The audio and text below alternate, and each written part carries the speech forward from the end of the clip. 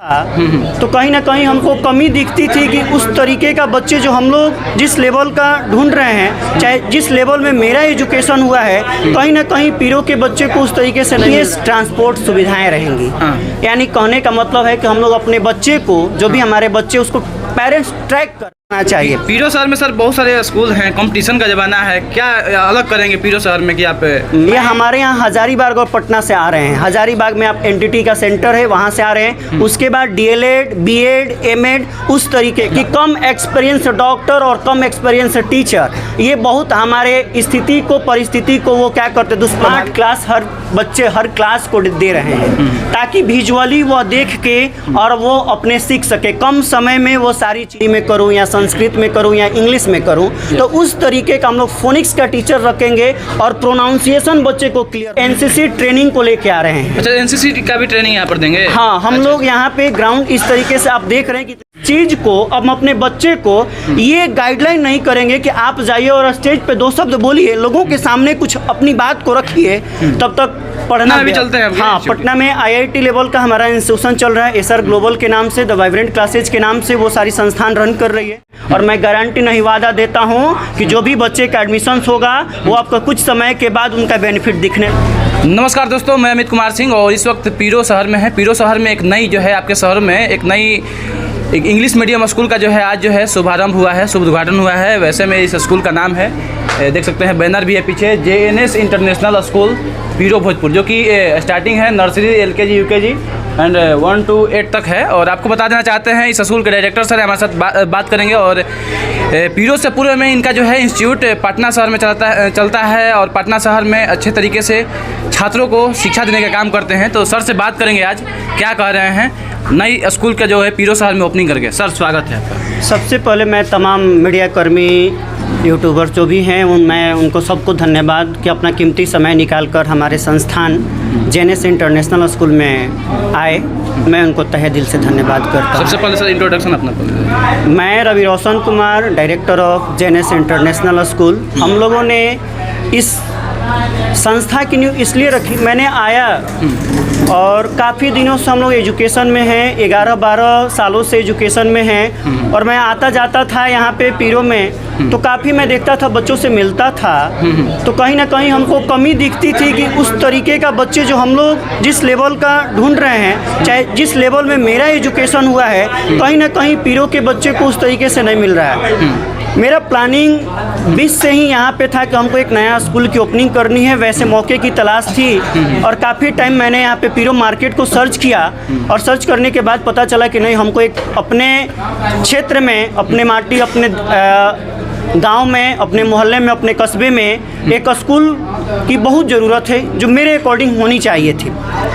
इन चीज़ों को देखते हुए मैं 2-3 संस्थान अभी भी आपके चल रहे हैं पटना में, दानापुर में। पटना में भी चलते हैं? हाँ, पटना में आईआईटी लेवल का हमारा इंस्टीट्यूशन चल रहा है, एसआर ग्लोबल के नाम से, द वाइब्रेंट क्लासेज के नाम से वो सारी संस्थान रन कर रही है। उसी को, सारी चीज़ों को देखते हुए काफ़ी दिनों से ये लग रहा था कि नहीं, अपने एरिया में एक होना चाहिए। और उसी देख रेख में हमने एक नई स्कूल की शुरुआत की पीरो की धरती पे, ताकि मैं बच्चे को उस तरीके से एजुकेशन दे सकूँ जो मैं चाहता हूँ। बहुत सारे स्कूल्स में पेरेंट्स यही चाहते हैं कि केवल पढ़ाई पढ़ाई पढ़ाई पढ़ाई ही हो। मैं ये चाहता हूँ, ये जानना चाहता हूँ पेरेंट्स से, केवल क्या किताब नॉलेज से आप सब चीज़ को प्राप्त कर सकते हैं? हमें एक अलग से एजुकेशन उस तरीके से आपको होना चाहिए। मान लीजिए कि ठीक है, सारे बच्चे पढ़ते हैं, सारे बच्चे की नौकरी नहीं लग जाती है, लेकिन कहीं ना कहीं उनका एक आधार होना चाहिए ताकि अपने वो जीवन का निर्वहन कर सके। एक आप नौकरी लग जाए, और नौकरी, मैं बता दूं आपको, जितनी पूरे भारत में जनसंख्या है उसके केवल 2% लोगों के पास गवर्नमेंट जॉब होता है। इसके अलावा 98% लोग क्या करेंगे? तो वैसा एक एजुकेशन दिया जाए ताकि हर लोग को एक नए रास्ते मिल जाए। मान लीजिए वो एजुकेशन में अच्छा नहीं कर रहे हैं, वो डांस में अच्छा कर ले, या वो फिजिकल अच्छा कर ले, या फिर वो आपका बहुत सारे ऐसे क्षेत्र हैं, कंप्यूटर का क्षेत्र है, या आपका बहुत से ऐसे क्षेत्र हैं जिससे हम लोग जाते हैं। तो सबसे पहले किसी भी एग्ज़ाम वगैरह में आप जब हम क्रैक करते हैं तो इंटरव्यू होता है जी। इंटरव्यू में हमको यही बताना होता है, किताब से बहुत कम क्वेश्चंस होते हैं, हम लोगों का जनरल क्वेश्चंस होता है। और जब तक हम इस चीज़ को अब अपने बच्चे को ये गाइडलाइन नहीं करेंगे कि आप जाइए और स्टेज पे 2 शब्द बोलिए, लोगों के सामने कुछ अपनी बात को रखिए, तब तक पढ़ना व्यर्थ है मेरे हिसाब से। जब आप कहीं जाएंगे, लोगों के पास बैठेंगे और आपका बहुत नॉलेज है लेकिन आप किसी चीज़ को डिस्क्राइब नहीं कर पा रहे हैं, तो ये नॉलेज बेकार हो जाता है। इन सारी एक्टिविटी वाइज मैंने देखा कि नहीं, यहाँ पे एक जो स्कूल की स्थापना होनी चाहिए वो एक्टिविटी वाइज होना चाहिए। पीरो शहर में सर बहुत सारे स्कूल हैं, कंपटीशन का ज़माना है, क्या अलग करेंगे पीरो शहर में कि आप? मैं यहाँ पे 2-3 सुविधाओं को लेके आया हूँ हर जगह, तो ये सारे स्कूल्स में हो ही रहे हैं। हम लोग एक स्मार्ट क्लास हर बच्चे हर क्लास को दे रहे हैं ताकि विजुअली वो देख के और वो अपने सीख सके, कम समय में वो सारी चीज़ों को वो सीख पाएँ। इसलिए हमने वहाँ पे एक स्मार्ट क्लास, हर क्लासरूम में हमारा स्मार्ट क्लास लगेगा। दूसरी सुविधाएं जो हमारा जीपीएस ट्रांसपोर्ट सुविधाएं रहेंगी, यानी कहने का मतलब है कि हम लोग अपने बच्चे को, जो भी हमारे बच्चे, उसको पेरेंट्स ट्रैक कर पाएँ कि मेरा बच्चा अगर स्कूल 3:20 अगर ख़त्म हो जाता है या 2:20 में ख़त्म हो जाता है या 1:20 में ख़त्म हो जाता है, तो कब मेरा बच्चा ये आपका गाड़ी पे बैठा, कितना समय लगेगा उसको स्कूल से घर आने में, उन सारी चीज़ों को वह ट्रैक कर पाएँ। और हम लोगों को, जैसे मान लीजिए कि मेरा बच्चा नहीं पहुंच पाता है तो हम लोग ऑफिस में कॉल करेंगे। उन पेरेंट्स को आज डिजिटली ज़माना है तो उनको कॉल करने की ज़रूरत नहीं पड़ेगी, वो मोबाइल में ट्रैक करके और देख सकेंगे कि बच्चा हमारा कहाँ है और कितने देर में वो घर पर पहुँच जाएगा। तीसरी चीज़, हम लोग एनसीसी ट्रेनिंग को लेके आ रहे हैं। अच्छा, एनसीसी का भी ट्रेनिंग यहाँ पर देंगे? हाँ, हम लोग यहाँ पे ग्राउंड इस तरीके से आप देख रहे हैं कि इतनी सारी बड़ा एरिया में हम लोगों का स्कूल खोलना, अगर पीरो में स्कूल खोलना होगा तो एक हम लोग फ्लोर लेके भी खोल सकते हैं, लेकिन इतनी बड़ी ग्राउंड के साथ हम लोग ओपनिंग कर रहे हैं, इसका कुछ एक अलग मीनिंग है। हम लोग एनसीसी ट्रेनिंग 8 क्लास से ऊपर वाले को एनसीसी ट्रेनिंग करेंगे, ट्रेनिंग देंगे। और इस ट्रेनिंग का बेनिफिट क्या होगा पेरेंट्स को, जब भी वो आपके कंपटीशन करने के बाद जब वो फिजिकली जब जाएंगे और मेरिट बनेगा तो मेरिट में उनको 10% का उनको डिस्काउंट दिया जाएगा वहाँ पे, कि ताकि वो बच्चे को मेरिट बने और वहाँ सारी जगहों से क्वालिफाइड हो जाए। 10% सुविधा उनको मिल जाएगी? हाँ, यहाँ मतलब यहाँ से कैसे मिल जाएगा डायरेक्ट? जैसे यहाँ पे हम लोग जो करेंगे ट्रेनिंग में सर्टिफिकेट मिलते हैं। अच्छा। A, B और C। जिस बच्चे को A, B और C मिल जाता है, ये तीनों सर्टिफिकेट मिल जाता है, इसमें थोड़ा सा धैर्य रखने की बात है ना। और धैर्य रखने के बाद ये तीनों सर्टिफिकेट जब उनको मिल जाता है तो 10% उनके मेरिट में, जैसे मान लीजिए किसी बच्चे का 40% पे यहाँ पे सिलेक्शन हो रहा है, अगर उसके 30 मार्क्स आए हैं तो उनका वो सिलेक्शन हो जाएगा। इन सारी सुविधाओं के साथ हम लोग, और दूसरी चीज़ है कि हम लोग जो भी टीचर्स यहाँ ला रहे हैं, या तो जो हम लोग प्ले ग्रुप को डेवलप कर रहे हैं, इंडोर आउटडोर गेम लगा ही रहे हैं, इसके अलावा प्ले ग्रुप के लिए एनटीटी सेंटर होता है। एनटीटी सेंटर क्या है sir? Nursery teacher training centre.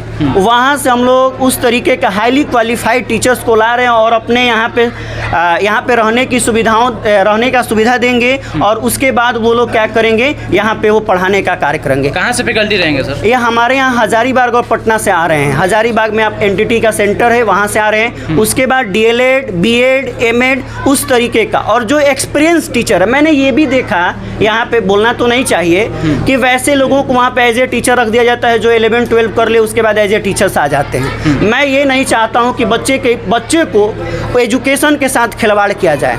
आपने देखा होगा, आप न्यूज़ चला रहे होंगे तो बहुत सारे लोगों ने आपने देखा होगा कि कम एक्सपीरियंस डॉक्टर और कम एक्सपीरियंस टीचर, ये बहुत हमारे परिस्थिति को वो क्या करते, दुष्प्रभावित कर देते हैं। हॉस्पिटल का तो सही डायरेक्शन नहीं है पीरो में, तो मैं ये चाहता हूँ कि थोड़ा सा उस तरीके का यहाँ पे एजुकेशन दिया जाए और बाहर से वैसे टीचर्स को लाया जाए ताकि उनका एक प्रोग्रेस हो। पैसे सब लोग ले रहे हैं, पैसे हम भी लेंगे, लेकिन उस तरीके से एजुकेशन दिया जाए ताकि उनको वो कुछ सीख पाए, है ना। पैसे दे रहे हैं तो वो कुछ सीख पाए। नए सेशन है, अब जितने भी गार्जियन हम ये बातों को सुनेंगे तो अलग से क्या मैसेज देंगे कि हाँ क्यों आप ही के पास अब ये? मैं वो सारी सुविधाओं दे रहा हूँ, कम पैसे में मैं वो सारी सुविधाओं दे रहे हैं जो हमारा संस्थान दे रहा है, जेनेस इंटरनेशनल स्कूल दे रहा है, ताकि वो हर चीज़ को वो सीख पाएँ।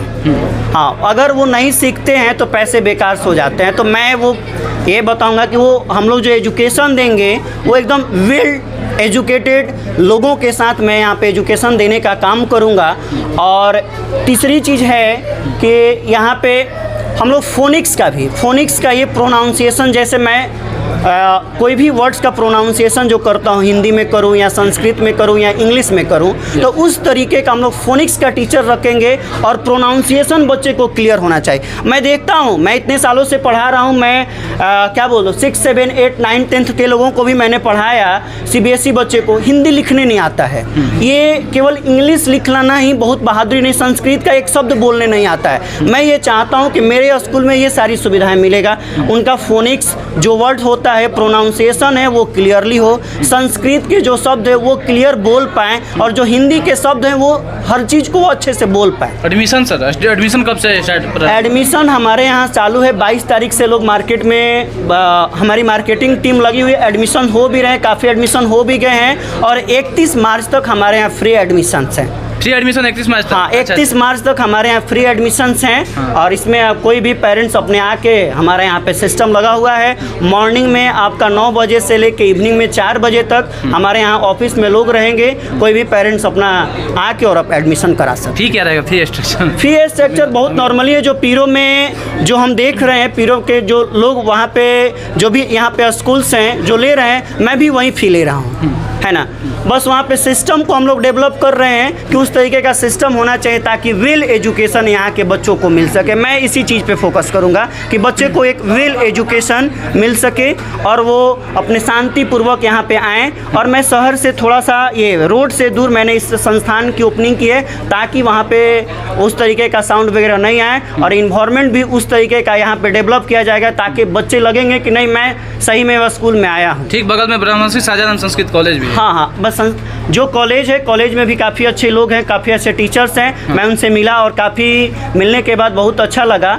और मैं चाहता हूँ कि वहाँ पे जो भी बच्चे हैं, अपने थोड़ा सा सेशन शुरू करने में लेट हो गई, लेकिन जो भी पेरेंट्स हैं मेरी बातों को वो सुनेंगे, वो जल्द से जल्द अपना एडमिशन करवाएं। और मैं गारंटी नहीं वादा देता हूँ कि जो भी बच्चे का एडमिशन होगा वो आपको कुछ समय के बाद उनका बेनिफिट दिखने लगेगा। मैंने सही जगह पे एडमिशन कराया है। Thank you. बहुत बहुत धन्यवाद सर। देख सकते हैं JNS इंटरनेशनल स्कूल के डायरेक्टर सर थे, और पटना में अपना कोचिंग को शुभारंभ करने के बाद ख्याल आया कि पीरो शहर में भी क्यों ना अपने शहर को क्यों नहीं शिक्षा के माध्यम से अच्छे पोजीशन पर लाया जाए, जो छात्र हैं छात्र को अच्छा शिक्षा दिया जाए। तो बात करने के लिए हम लोग आए थे, आज ओपनिंग हुआ है, शुभ उद्घाटन हुआ है JNS इंटरनेशनल स्कूल का। तो सर से बात कर रहे थे, काफ़ी अच्छा लगा।